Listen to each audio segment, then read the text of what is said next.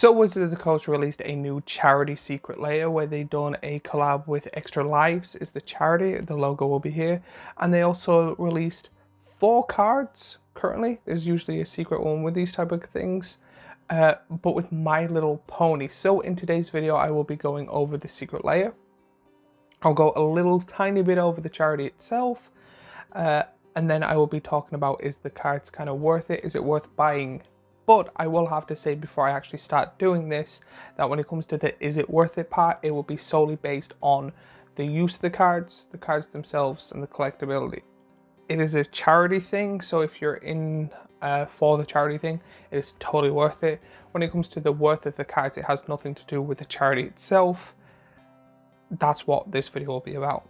So in this secret layer, you get 4 My Little Pony cards, all with unique abilities. You get 2 in white and green, and then you get 2 in red and white.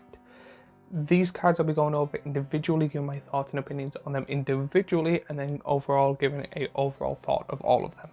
When it comes to the My Little Pony franchise itself, I know nothing about it. I've done animation, I have a degree in animation too, and I've seen a few companies, especially in Ireland, work on the My Little Pony movies, so I've seen like some of the characters, but when it comes to story, like who they are and all that, no clue. So it'll be solely based on the Magic the Gathering section of it. So we're going to start off with Applejack.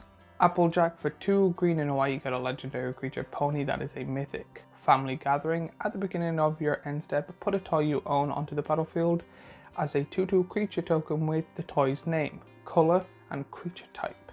If the toy has wings, the token has flying. If the toy has horns, scry 2. If it has neither, create a food token, and it is a 4/4. A 4 mana for a 4/4 with no keywords is okay, especially if it has unique ability, which is this card does. I think this ability is absolutely hilarious. I do think that they should actually put this in Wizards without the actual toy thing. I think it should be that you get something based on the card, or the art of the card at least. To be honest, when it comes to this, I actually think the best part of this card is creating food tokens. If you put that card in, that whenever you get one of the 3 tokens, you get 1 of each instead, this deck could go absolutely crazy. I do think it is a really good commander standing on its own with a very unique ability. This card is actually very good and actually a really good commander. And now we're going on to Fluttershy. Fluttershy, for 1 green and a white, you get a legendary creature, Pegasus, that is a rare. It has defending and flying. Tap 1 and it, put a 1/1 count on each creature you control with a tail target player controls. Stare down up to 1 target creature until end of turn, and it is a 0/4. This card doesn't really make sense to me in my personal opinion. It is 3 mana for a 0/4 with flying and defender. That is fine. But then it comes to the other ability, that's where I'm not liking this card. Giving everything a 1 counter if it has a tail in the art for 1 mana is really good, especially since you have to tap it, but it has defender. The whole point of defender cards is to block. So it's one of those things that you're going to use it on the people's end steps. That could be a thing. But I really do like the stare down ability, where if you have to stare at a card, it cannot attack if you do that. This is a really funny ability, especially in a set like this or a secret layer like this. The ability that is one of those things that you're going to try and distract your mate while you're staring at that card because they want to attack. Imagine staring at a Golter and it not attacking. Absolutely hilarious to me. And now we're going on to Pinkie Pie. Pinkie Pie, for a red and white, you get a legendary creature pony that's a mythic. Whenever you cast a spell with a smile in its art, create a tapped treasure token. Every pony is invited. Your party consists of each creature you control, and your party is always full, and it is a 2/2. This card confuses me kind of a little bit. I don't know really the meaning of this second ability, but a 2/2 for 2 mana is quite good, and the ability to make treasure tokens is really good. I say a few people will argue it's like, this card is smiling. No, it's not. I can cause it a bit of uproar. But the second ability, is that for the D&D kind of set with the party mechanic and stuff like that, for this card to work with? And even then, when I do think of party cards, I'm only thinking of really black and blue cards. I don't remember many white or red cards that have the party ability. But if that is so, I do think that it is a good ability in a pure like party deck. But I don't know what the party thing is for the second half of this ability, so please, if you do know, let me know in the comments down below. And then finally, Rainbow Dash. Rainbow Dash, for 1 red and a white, you get a legendary creature, Pegasus, that is a mythic. It has flying and haste. Whenever a creature you control with flying and or haste attacks, you get 20% cooler.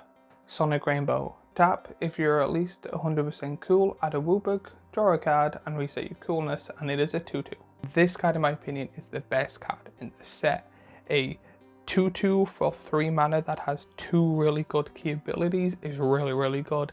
And then it has a really unique ability that I actually think they should be putting in Magic itself. So whenever a creature with the abilities that Rainbow Dash has attacks, it gets 20% cooler. And then when it is 100% cool, you get to tap it, get a Wooburg for free, and draw a card. This should actually be a mechanic in Magic the Gathering normally. It should be a thing that whenever you do something, it goes up a little bit, or it gets a token, and after 5 tokens or something like that, you have the activated ability, and the activated ability being quite powerful. A Wooburg and to draw a card. This card is a really good commander. Because of the ability, it would count as a Wooburg commander, and the amount of spirits, angels, goblins with haste and flying, you'll be able to literally, if there's a way to untap it, make loads of mana and draw loads of cards. This card is absolutely amazing.